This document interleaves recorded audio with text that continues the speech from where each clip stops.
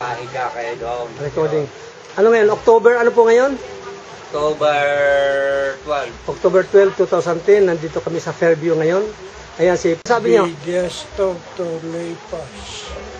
taga saan? Ilan edad ho kayo? Taga saan? Sa probinsya, taga-Samag. O, dito ho sa Fairview. Saan kayo dito? Mismo dito sa Fairview, Orlina. Oo. So ngayon ho, maganda na ang, tingin ko ang maganda ang mukha nyo, ay ngayon, hinahawakan nyo ulit yung probe ng electromagnetic therapy. Kasi natatandaan ko, nung Hunyo yata yon, ako matos ho kayo noon, hindi nyo alam, binigyan namin kayo ng, yan hong masahing yan. After 4 days, ang balita ko nakaupo kayo, nakalakad kayo. Ngayon, pagbalik namin, binigyan kayo namin ng second dose ng ganyan. At ang balita ko naman, ay namamasyal na kayo dyan ho sa community sa labas. Totoo ba yun? Totoo. Ngayon ho, okay. Kung totoo, pwede ho bang tumindig kayo dyan at makikita ho, pakita natin sa viewer. Mr. Modesto ho yan. Ayan, nakatindig ho siya, mabilisan.